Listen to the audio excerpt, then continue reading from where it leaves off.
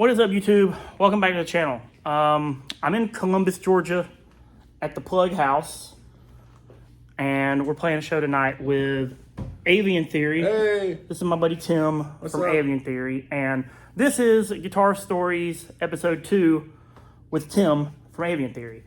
And we're going to talk about a guitar. So, Tim. Yep. You want me to talk about my guitar? Talk about your guitar. So I've got a 2001 American Floyd Special. It came factory as an HSS.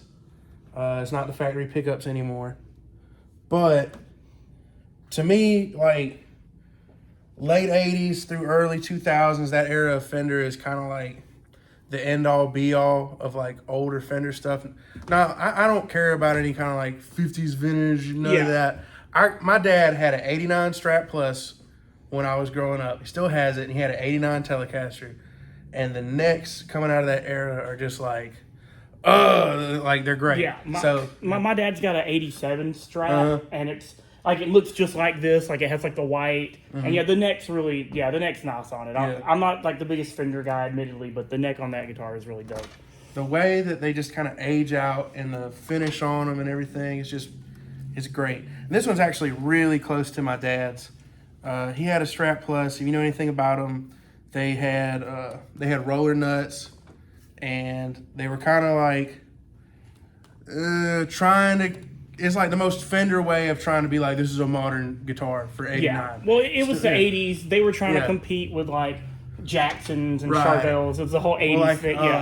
So the whole origin of the Plus is like, it's based off of Jeff Beck's first custom shop order. Okay. Yeah, and it's technically like the first like signature that they ever did, but it wasn't like the Jeff Beck signature. It was the first thing custom shop ever said, hey, production, you're making this now. Yeah. And Jeff Beck's guitar is also the first custom shop order because it's when custom shop opened. It's a whole thing. The history of those guitars is really cool.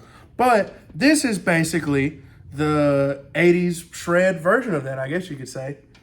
So what's going on with the pickup situation here? Like you said it's doesn't have the stock pickups in it. So they came from the factory with just regular plain Jane old American single coils, and they had that atomic whatever the Shawbucker replaced now, like the atomic bucker, or some crap from back in the day. It was ceramic and it was kind of hot. I didn't really like how it sounded that much, and I like all my pickups to be like fairly juiced. So these are deluxe drives, which are the like hottest single coils that Fender makes. Yeah. They're just boom in your face, but they're still very like, they're still a lot like Texas Specials, like just the overwound vintage sound. They're just hot. And then this is, I know I'm going to say the wrong one, but this is the Seymour Duncan Alpha, I think. It's the bridge position, right? Yeah. The bridge position, I think it's the Omega. Okay. Whichever one's the bridge one. I think the Alpha's the neck one. I think. I don't know. Yeah, it's one of those. That's what's here. And I like it. I'm not completely sold on it. It might still come out. But for now, I like it. This has been a really good, just like, show up to any kind of gig and you don't know what's going to happen kind of guitar. I don't so much play this with Avian Theory. Yeah, but I know you do a lot of cover, you do a lot of cover band stuff too. Yeah. And that's probably a super versatile guitar. Oh, yeah. I've got, it's the only non-floating Floyd I've ever owned in my life. So I've got the D-tuner, the actual EVH brand D-tuner, so I can be like, you know. Yeah, drop D, boom, there exactly. It is. Yeah. And I've got I roll with the Allen wrench on the back of the headstock and everything, because this guitar gets played in bars and stuff. And I have used it with Avian Theory, but it's not, my Jazzmaster is like completely the move. That's the Avian guitar. Yeah. But this has always been kind of like your dream guitar, so to speak. I don't want my dad to die. I'm going to preface this with that. I don't want my dad to die. But I've always been like, one day I'm going to get his guitar. And I don't want him to die, but I want the guitar. Yeah. And this kind of came up one day, and I teach at a music store. This popped up in the music store.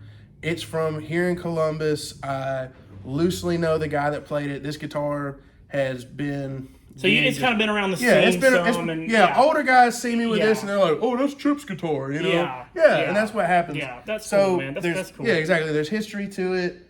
It's here in town. Most of the stuff that I actually play, outside of Avian, I guess, is all like stuff that has a story. Like my PV Classic got, Yeah. you know, everything I use for the cover band stuff is like, Yeah. has a cool story to it. It's older guys unloading it. But so the question I want to ask you now is, and this is something I kind of touched on a little bit, like in my video, sort of, was like, why Fender? Because I know, like, you own a bunch of Fender guitars. You're like the Fender dude. You're like, so you got the Telly, the Jazzmaster, the Strat, like. Yeah, So what was it about Fender guitars, like when you were a kid or just whatever, that was like, that's you, even though like, because I get this a lot too. It's like we play really heavy music and I use these like really like boomer guitars. You know, like I'm not playing like ESPs or Warlocks or like whatever it might, you know, whatever people might associate with like the kind of genre. So what kind of drew you more to like classic guitars? Well, I mean, like I said, when I was growing up, my dad had a bunch of, like my dad plays like blues and country and stuff. My dad's like an excellent chicken picker. Yeah. That kind of stuff. And I didn't really so much take up like that technique per se, but a lot of that mindset about stuff definitely sunk in with me. And like, so I would my parents were divorced, but I'd get to take some of my dad's guitars home to my mom's every so often, and I wouldn't tell him, and I didn't know anything about setups or strings or anything. And I'd have his like Telecaster in like drop B because like, well, Jim Root played a Telecaster. Yeah, I'm gonna learn the shit, flip you know? riff. Yeah. And So I'd be and I got so used to it. And I had my first nice guitar as a kid was a Epiphone SG, and I still have it somewhere. I really don't know where, but I know I still have it. I never got rid of it.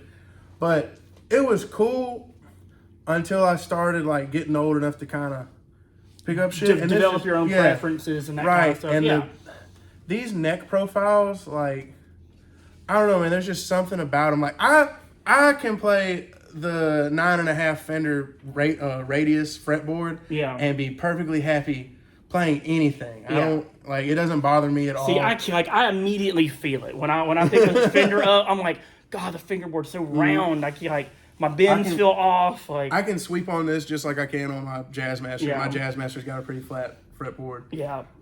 It's the Jim Root Jazzmaster for reference.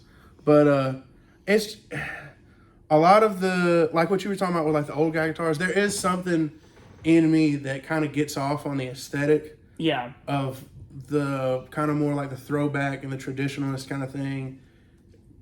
But being like, oh, but guess what? It's a blazing hot, you know, whatever. Yeah, I'm the same way. It's like, if you pull out, you know, again, not dogging these guitars, they look cool, but it's like, you know, if you pull out like an ML or like a Mockingbird or a Warlock or something, it's like, people kind of make an assumption. They're like, oh, well, I assume I know what's coming from this, you know. But they see something like this, you know. Yeah, it's been. Yeah, you could do anything on this. Like, it's been fun to pull out guitars like these at Avian gigs because everybody already kind of gets thrown off on us anyway when we're playing because they're like, what the fuck is this, you know? But like something about that and the visual aspects of, like, I mean, you've seen all our like.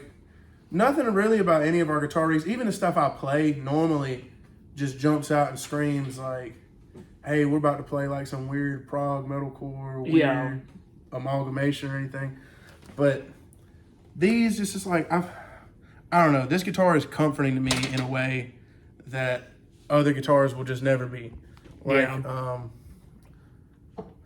even like I've had an Ultra Telly and it doesn't do something about like this era, this like 20-year window where Fender is kind of getting back on the horse and going before they become FMIC.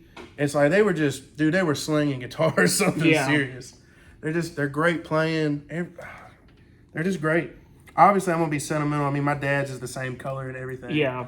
But these guitars, man, it's just, I feel like I can kick out of whatever I'm playing into anything else and be good with this. So if you got a call, like, say you got a call tomorrow, hey, gig today, fill-in gig, like, before you even know what the set list is or what you got to go, you're like, probably going to grab this guy. It could cover anything I need. I'm going to grab this, and I'm going to take my Jazzmaster too. Yeah. But this is going to be what goes on stage. Yeah. And I'll have my Jazzmaster with me just in case. Yeah. But, yeah, this would be, for sure, the one that I'm going to grab and be like, all right, this is... You know, this is me. That's it. That's the one. Yeah. Awesome, man. Well, that is Tim from Avian Theory. his guitar story about his Strat. Hope you guys liked the video. You know, hit the like button, hit the subscribe button, all the YouTube stuff, and I'll be back soon.